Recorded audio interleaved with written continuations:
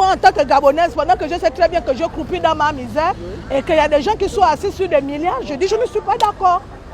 Et si aujourd'hui on limoge, je suis très contente en tant que Gabonaise, je suis très contente parce qu'il y a des familles pauvres qui subissent pendant qu'ils sont dans des grosses voitures de 600 millions de francs et la population est pauvre.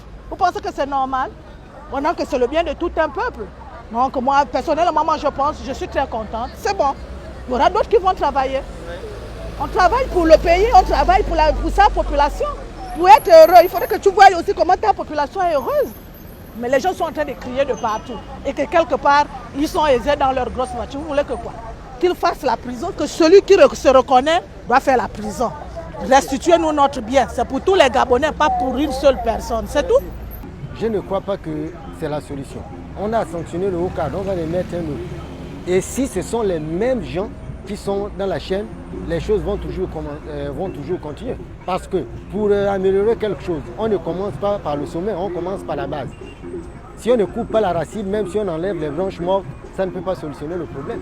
C'est quand même incroyable comment des gens fils de ce pays peuvent se comporter de la sorte et laisser sur le bord de la route la plus grande majorité de leurs citoyens. Voyez-vous, il n'y a pas d'emploi, la jeunesse est désœuvrée, tout le monde vit comme à la jungle. Donc à partir de ce moment, je pense qu'il faut que les têtes tombent, quoi. Il faut que les têtes tombent pour que les choses s'améliorent.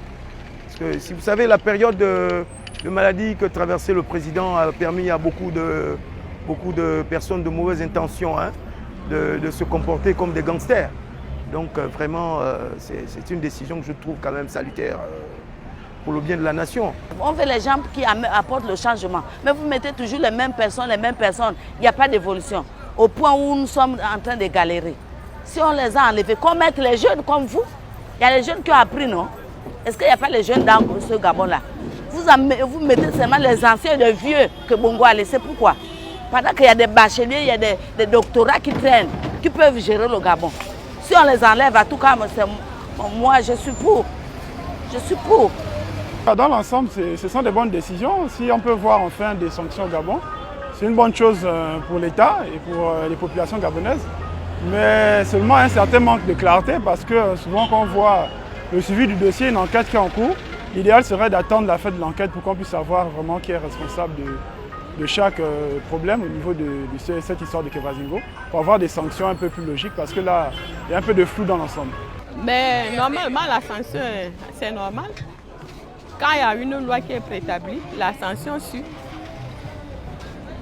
Donc, il faut bien que là où il y a la mauvaise gestion, il faut sanctionner. Et il faut changer des gens. Moi, je me pose une question. Je voudrais savoir s'ils sont les seuls à être impliqués dans cette ténébreuse affaire. C'est la question que je me pose. Est-ce qu'il n'y a pas d'autres personnalités qui sont impliquées dans cette affaire du Kevazingo Gate, comme on le dit? On dit souvent que l'autorité qui nomme, c'est la même autorité qui destitue. Bon, si l'autorité qui a nommé a trouvé nécessaire de destituer les personnalités qu'elle a nommées, ben, cela relève de son pouvoir discrétionnaire. Donc c'est le seul commentaire que j'ai à faire.